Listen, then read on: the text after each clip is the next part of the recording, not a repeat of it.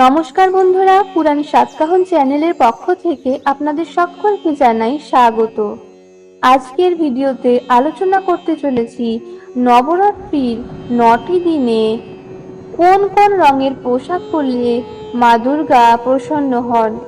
পঞ্জিকা অনুসারে 2024 সালের শারদীয় নবরাত্রি উৎসব 3রা অক্টোবর বৃহস্পতিবার থেকে শুরু হচ্ছে, যা টানা 9 দিন ধরে চলবে। 3রা অক্টোবর ঘট স্থাপনা করা হবে। এমন বিশ্বাস রয়েছে যে যদি নবরাত্রির এই 9 দিন মা দুর্গার পুজোর সময় তার প্রিয় 9টি রঙের পোশাক পরা হয়, তাহলে দেবীকে প্রসন্ন করা যায়। নবরাত্রির পূজার জন্য 9টি বিশেষ রঙের গুরুত্ব রয়েছে। চলুন জেনে নেওয়া যাক নবরাত্রির এই 9 দিনের জন্য মা দুর্গার প্রিয় 9টি রং কি কি। নবরাত্রির প্রথম দিনে ঘট স্থাপনার সাথে মা শৈলীপুত্রীর পূজার আয়োজন করা হয়।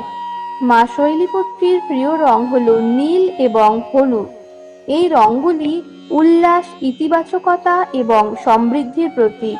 প্রথম দিন এই রঙের পোশাক পরা শুভ বলে মনে করা হয়। নবরাত্রির দ্বিতীয় দিনে মা ব্রহ্মচারিণীকে পুজো করা হয়। শাস্ত্র অনুসারে ব্রহ্মচারিণী মানে তপস্যারত দেবী। শাস্ত্র অনুযায়ী মা ব্রহ্মচারিণীর সবুজ রং অত্যন্ত প্রিয়। সবুজ রং নতুন সূচনা, সমৃদ্ধি, প্রকৃতি, উন্নতি এবং শক্তির প্রতীক। তাই এই দিনে সবুজ রঙের পোশাক পরে পুজোয় বসা উচিত। নবরাত্রির তৃতীয় দিন দেবী চন্দ্রঘণ্টার উদ্দেশ্যে উৎসর্গ করা হয়। শাস্ত্র অনুসারে তৃতীয় দিন মা চন্দ্রঘণ্টার পুজোর সময় লাল রঙের পোশাক পরে মায়ের আরাধনা করলে কাজে সাফল্য পাওয়া যায়। নবরাত্রির চতুর্থ দিন দেবী দুর্গার আরেক রূপ দেবী কুষ্মান্ডার পুজো করা হয়। এই দিনে হলুদ অথবা নীল বস্ত্র পরিধান করলে মনোবাঞ্ছিত ফল পাওয়া যায়। নবরাত্রির পঞ্চম দিনে দেবী স্কন্দমাতার পুজো করা হয়। সাদা ও হলুদ রং দেবীর অতি প্রিয়, তাই এই দিনে পুজোর সময় সাদা বা হলুদ রঙের পোশাক পরলে মায়ের কৃপায় জীবনে সমৃদ্ধি আসে এবং স্বাস্থ্যের উন্নতি ঘটে।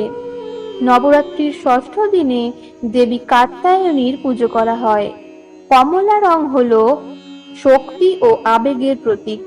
এই দিনে কমলা রঙের পোশাক পরে দেবীর পুজোয় বসলে মা কাত্যায়নীর আশীর্বাদে জীবনে উৎসাহ ও প্রাণশক্তি বৃদ্ধি পায় এবং সমস্ত বাধা কাটিয়ে ওঠা যায়। নবরাত্রির সপ্তম দিনে দেবী কালরাত্রির পুজো করা হয়। লাল রং হলো সাহস ও শক্তির প্রতীক।